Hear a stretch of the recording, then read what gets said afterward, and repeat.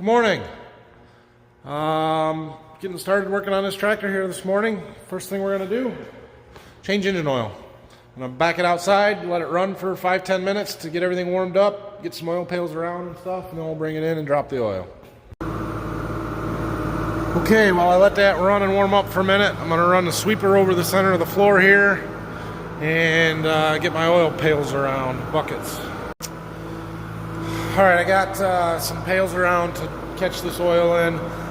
Just looked in the book, and capacity on the crankcase on this tractor is 29.5 quarts, which 28 divided by 4 would be 7. Should only take 2 pails to catch it all, but I got 3 just in case. So been running for, I don't know, long enough. So I'm going to bring the tractor back in and we'll get the oil out of here. So the reason that I let this tractor run for a few minutes before we drop the oil, for those of you that don't know, is because warm oil flows better, so it will drain faster and easier, and it also gets any contaminants and stuff that may be settled out kind of in the oil pan in the engine in suspension, so it's in the oil and not just sitting on the bottom, which helps clean it out and make sure that we get all the crap out that we want to get out. That's why we're changing the oil, and we'll have some fresh stuff and it should be cleaner. So the engine oil drain plug is down here on the side. It is this plug right here, which I believe has a 1/2-inch square drive on it, so I can just use our breaker bar to pull that plug. It should come out of here pretty quick. Get another pail, hurry.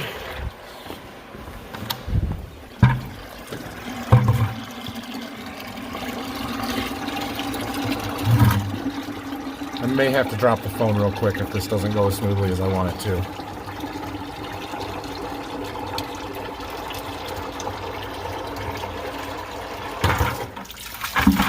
Got it.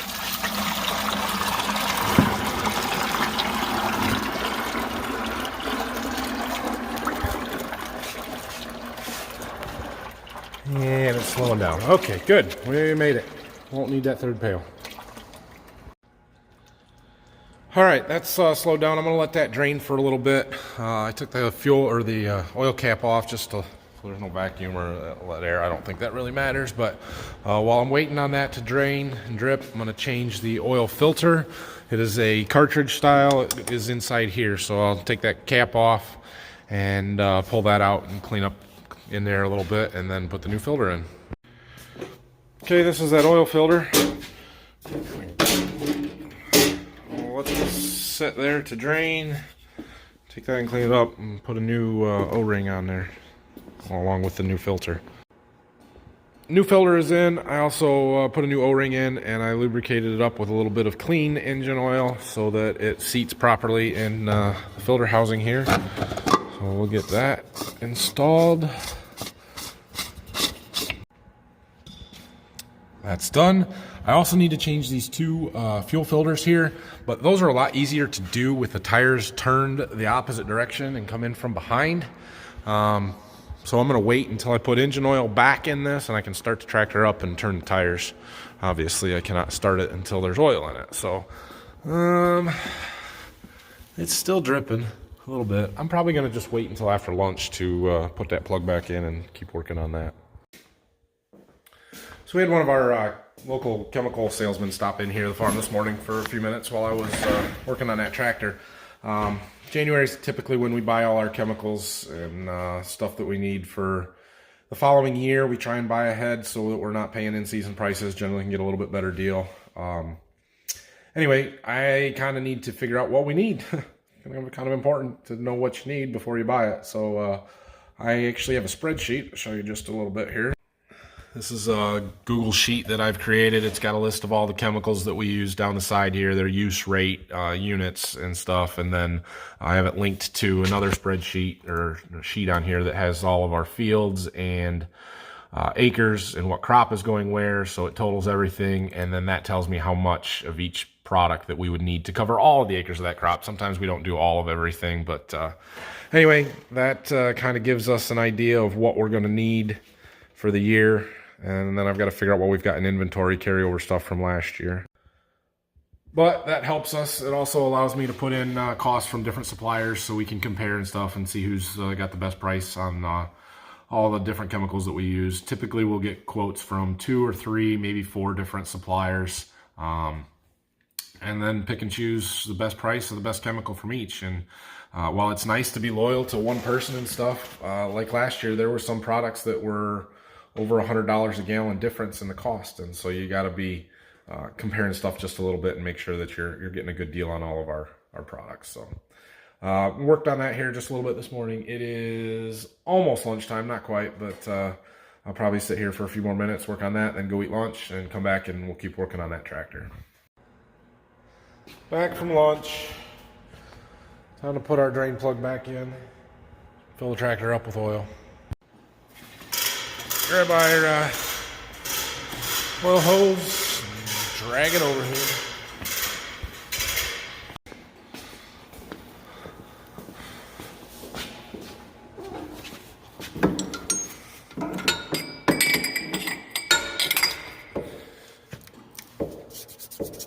It's 29.5 quarts, but I gotta go turn the pump on. All right, that'll take a minute. Almost. I'm actually going to stop it just a little bit short, about a quart, because I don't think I can get it all out for one, and I'm going to start it up and run it, and then we'll check the oil, add some more if we need to. While I've got it running here, I'm going to turn the tires the other direction so that I can get them fuel filters on this side.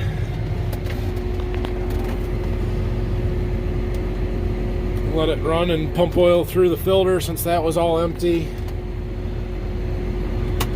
And then we'll let it settle for a minute and check it. Add more if we need to. Should be pretty good though. Draining the fuel filters so we can get those changed. They have a little drain plug on the bottom of it. You twist it and then it lets the fuel come out. Okay, those are pretty well drained. I'm gonna let them drip down into that bucket. Come back over and let's check our engine oil since we've had a minute now.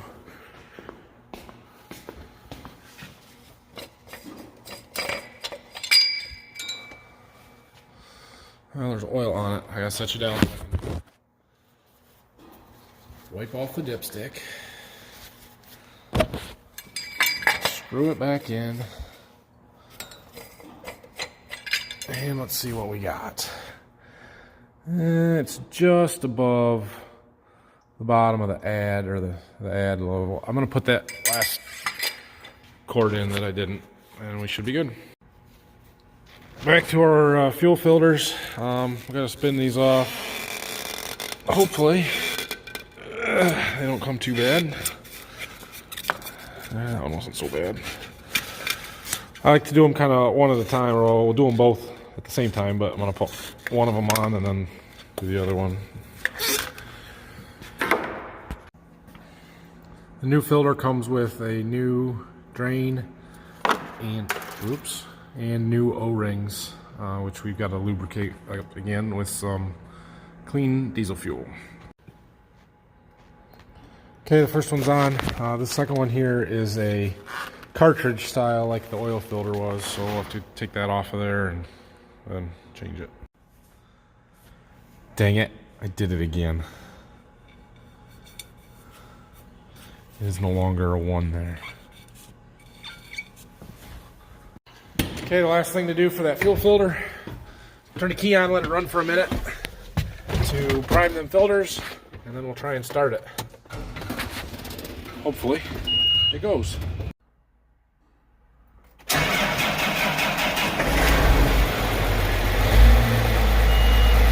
All right, good deal.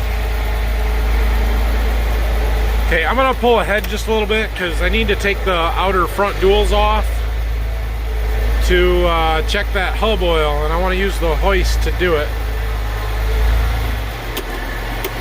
All right. So way back in here, there's a hub with a bunch of planetary gears in it. It's kind of what drives the front axle. And there's gear lube oil in there. You need to check the level of it every year. And in order to do that, there's a plug right there that we have to get access to. And in order to get access to it, this outer dual and this spacer has to come out. So we're gonna do that, which means we need to jack up the front end of the tractor, use our hoist to help move tires out of the way, take bolts out, and do all that fun stuff. Okay, I've actually jacked up both sides of the tractor. The reason for that is because when both front tires are off the ground, I can actually spin them. If it's only one side, you can't spin it, so I need to be able to get this hole towards the top to make my strapping easier, and then I got to be able to rotate that hole and that hub in the right spot so that I can make sure that we got the right oil level in there. I'll show you that. Okay, got this tire off. I get a block to set it on.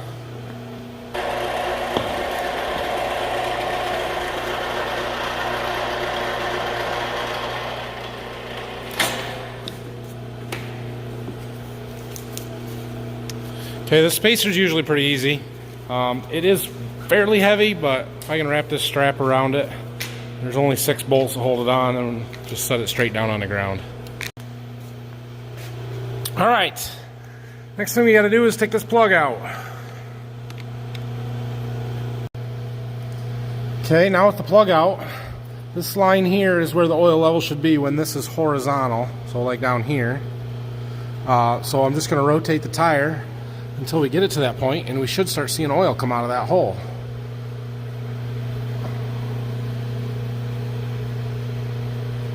If we don't, which I'm not, let's see how far we gotta go. Right there it is.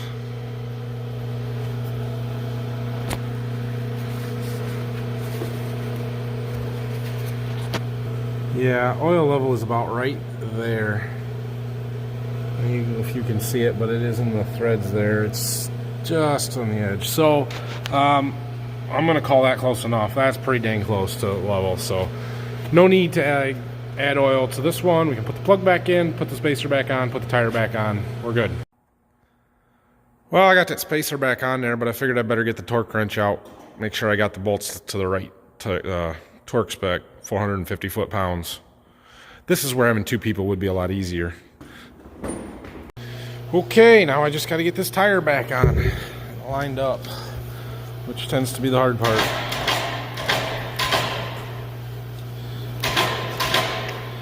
Yeah. Tires back on, just got to torque this side. And then we get to do it all over again on the other side. I'm not, however, going to film it like I did that one, because it takes forever. I may set up a GoPro though. Time lapse. Those are easy.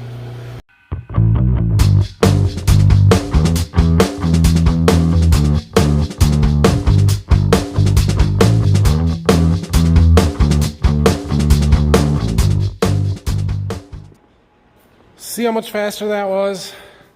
This one level was also good too. So last thing I think mechanically that I need to do on this is grease the fan drive.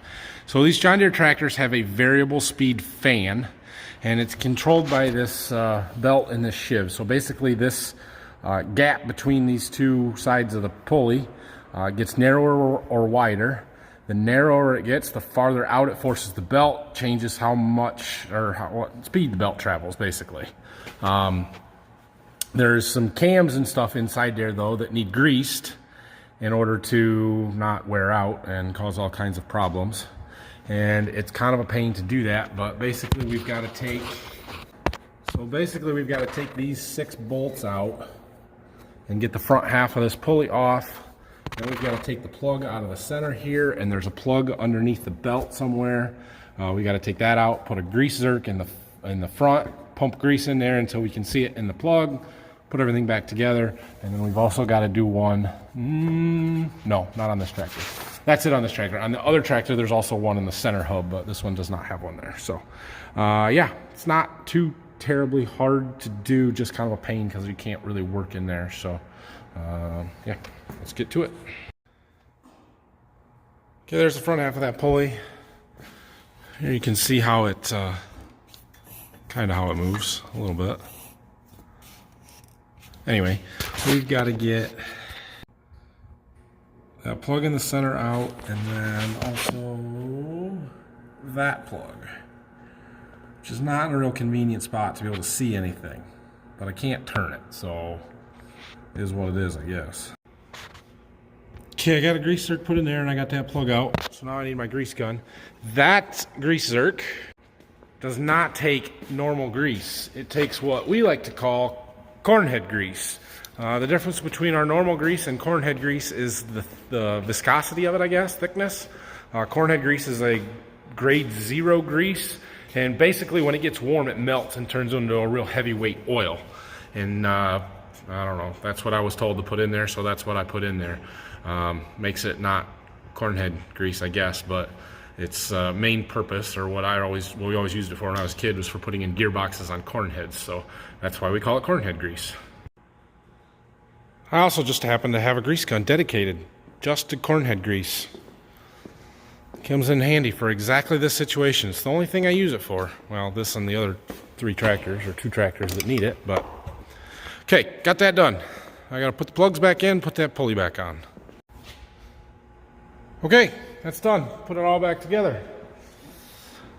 I think oils are changed, filters are changed, greased the fan drive, checked the front hubs. Grease, I know I need to grease it yet, but I'm going to wait on that. That's sort of the last thing I like to do. Other than that, I think I'm done with that kind of mechanical stuff. There was one display in the cab that shows the hydraulic functions that the backlight has been going in and out on it. So I do want to look into that a little bit. This display here, the one SCV keeps disappearing on it, and I don't know if it's something with the display or what. So I'm gonna look into that. I might take stuff apart and look at the parts diagram, but it shouldn't be anything serious there. I think that's probably gonna be about all I work on out here today. My plan for tomorrow is to wash and wax this tractor. Won't take a terrible, huge amount of work. I'm gonna rinse stuff off in the morning with some soap and a brush and some water. But one thing I did notice when I was washing yesterday is there's a lot of this stuff. Can you guys see that? Tar. It's from our crappy roads when they get hot in the summer, and then the tires pick up tar and flings it all over the tractor. So I might have to spend a little bit of time trying to get the tar off the tractor. But I've got some stuff I think will work to help do that. And then, yeah, tomorrow afternoon we'll give it a coat of wax. Clean out the cab and we'll be done. I do have a lunch meeting tomorrow about 40 miles away from here, so that's going to eat up a couple hours, I'm sure, for my seed business stuff. Apparently we hired a new agronomist for me for the Ohio side of stuff, so we get to go meet him tomorrow. So that'll be good. Yeah, thanks for watching. Have a good night, guys. Hit me up in the comments down below. Hit the like button. Find me on Instagram, Facebook, and have a good night. We will see you tomorrow.